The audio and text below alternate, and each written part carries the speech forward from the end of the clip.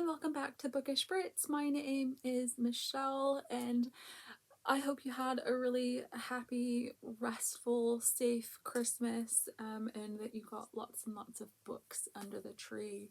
I thought for this video I'd talk to you very briefly about some of the books that I got for Christmas, and then talk a little bit about some of my reading plans for 2021, and then more specifically the books that I'd like to be reading in January. So I got 3 books for Christmas. I got my copy of With the Fire on High by Elizabeth Acevedo, which is a book I've already read and loved, but by one of my favorite authors, so it's always nice to have my own copy. I received Homebody by Rupi Kaur, which is her latest collection of poetry, and I've received Dearly by Margaret Atwood, which is a collection of poetry.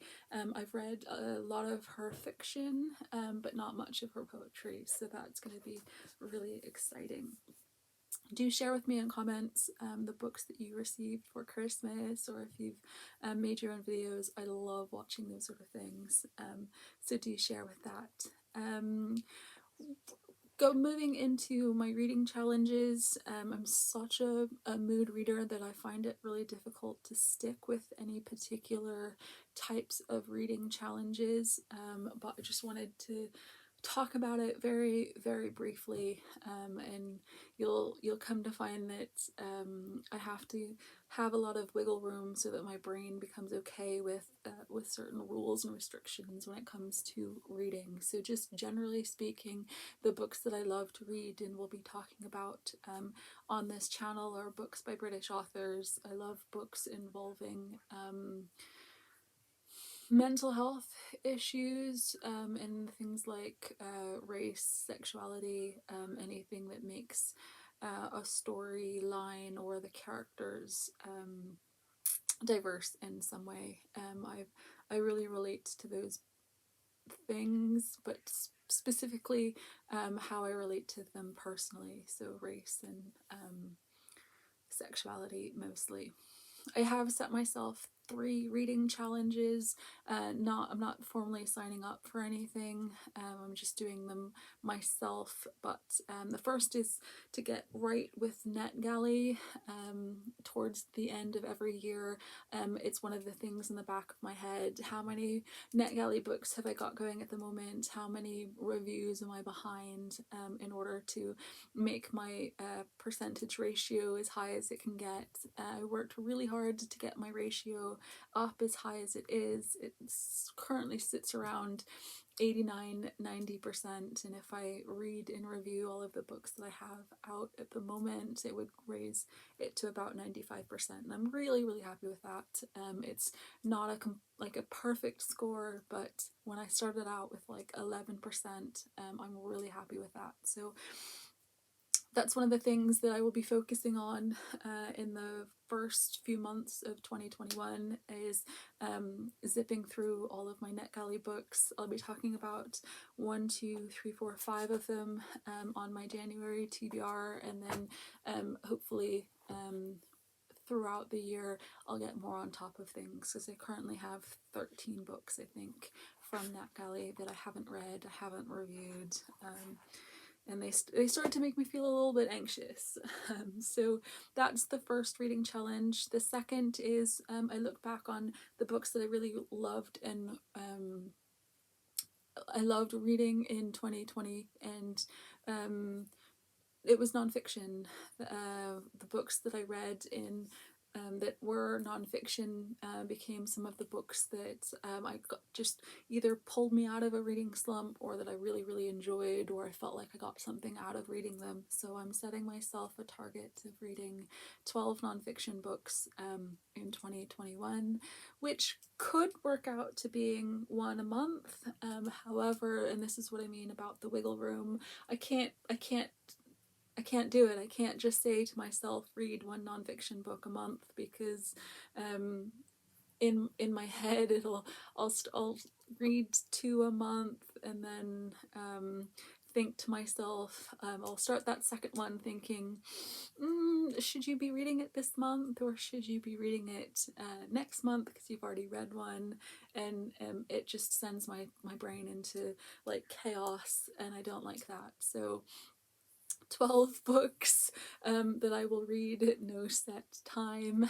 I could read 12 nonfiction books in a row, and I might end up doing something just as ridiculous as that because whatever. I also want to read more classics. I think I read no, I watched Oliver Twist, the version I think with Dev Patel a couple of months ago, and it was one of the sort of things that I thought about was I've never read that much Dickens before, for instance, or there'll be like a reference to a Shakespeare play, like I've never read Hamlet, and whilst I'm familiar enough with the play to understand a lot of the references. It's one of those things that I keep thinking about. Like, I really would rather have read some of the classics that I've heard about, but I've never read. So I'm being really, really generous with myself with this one, and I'm only setting a target of reading 6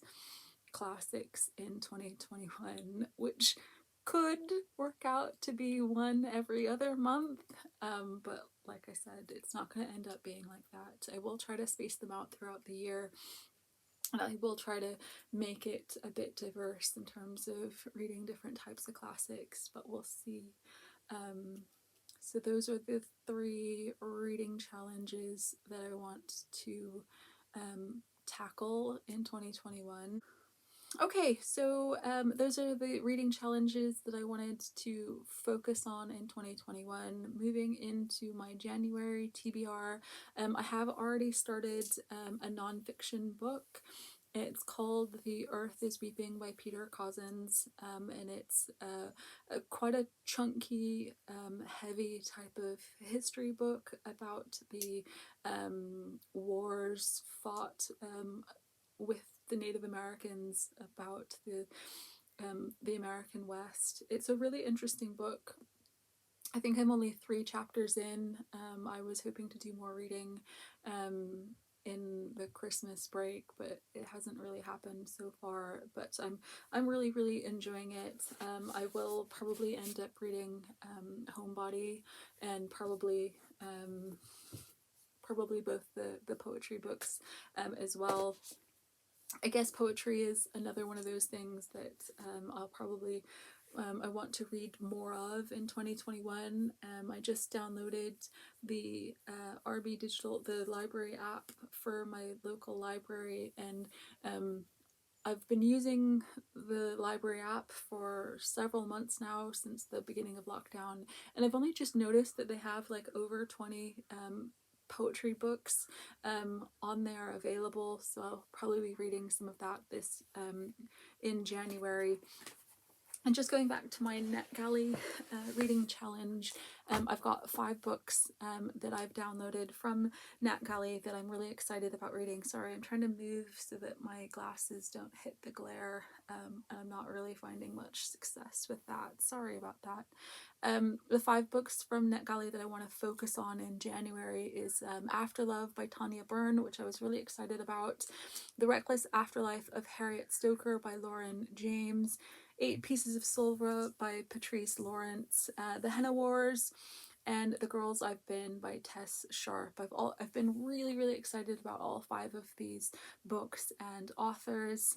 It's just the horrible nature of 2020, which has meant that a lot of my reading has been slowed down or put to one side. I really hope that that 2021 is going to be a fresh new start for everyone, and we'll see how it goes. It'll probably still be horrible for a while, but I want it to be like turning a page, starting a new chapter. That's what I hope anyway. That's it from me today. I will hopefully we'll see you on a more regular basis. We'll see.